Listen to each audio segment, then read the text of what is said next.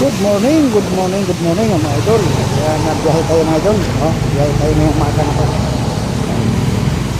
Pero ingat lang tayo mga idol kasi kita natin ngayon yung kalsada basang-basa, no?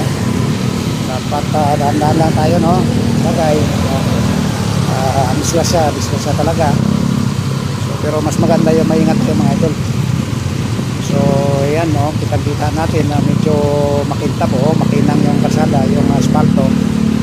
Kasi magdamag nga yung mga ulan mga idol. Kaya ayan. So ito nasundan natin ngayon itong Gospan, biglang nagpreno kasi may ano dyan, medyo lupa.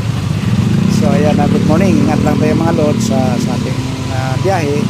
Tayo ay papuntang Maynila mga idol, no. Ito ay nasa Silingan Road tayo papuntang Maynila, no. So yan, kita natin ngayon yung ginawa dyan na overpass ng taga-EI, no? Malaking ano yan, construction. So kaya sa ating mga viewers, followers natin, no? Sa sulok ng mundo mga idol, good morning sa inyo lahat. At good morning nga rin sa ating mga star sender, no, ma'am. So yan.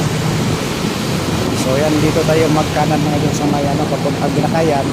Ang lusot dito natin ito mga idol, Bacoor tayo. Sa Bacoor tayo dadaan. Kasi yung talagang way natin, no? So yan, habang binabaktas natin yan, no? At good morning pala sa ating mga OFW, no? Sa sulok ng mundo, no? Mag-ingat tayo dyan sa ibang bansa, no? Yung makikita natin mga gulo-gulo talaga ngayon.